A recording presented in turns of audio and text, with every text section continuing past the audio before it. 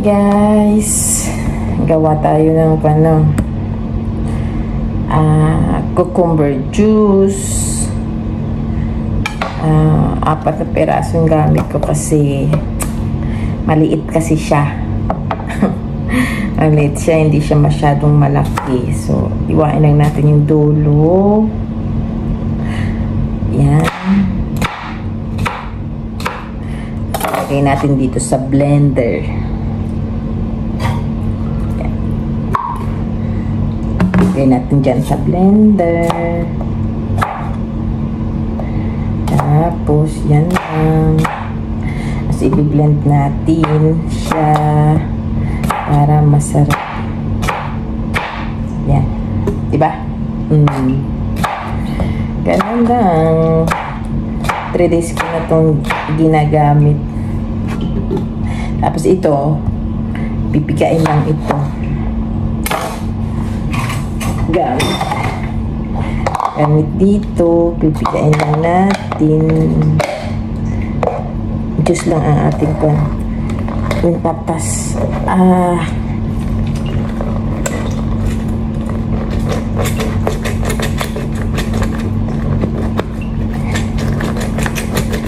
Ayan. Diba?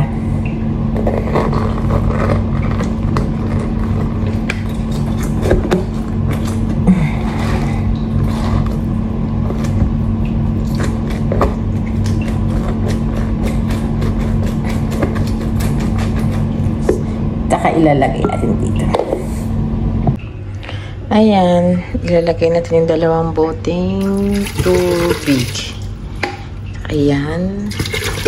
Ayan. Saka natin siya takpan para hindi magtapo. Tapos i-blend natin.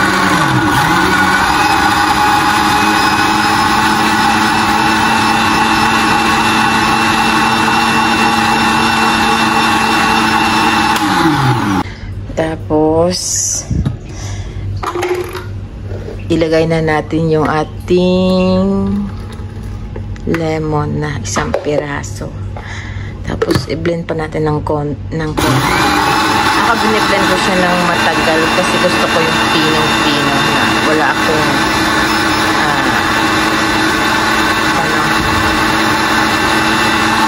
mag-peel na cucumber.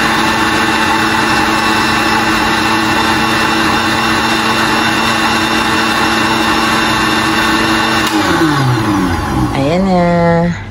Ayan na siya, day. Pinitin na natin siya dyan. Yan ang itsura niya.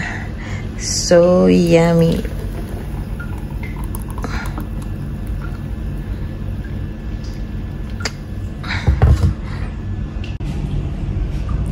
So, ayan na siya. Ayan na natin.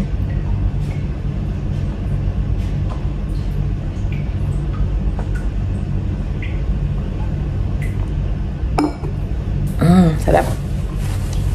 Sarap siya, tsaka maganda siya sa tiyan. Iniinom ko siya to pagkagising ko. Yung empty stomach pa ako. Yung wala pang laman.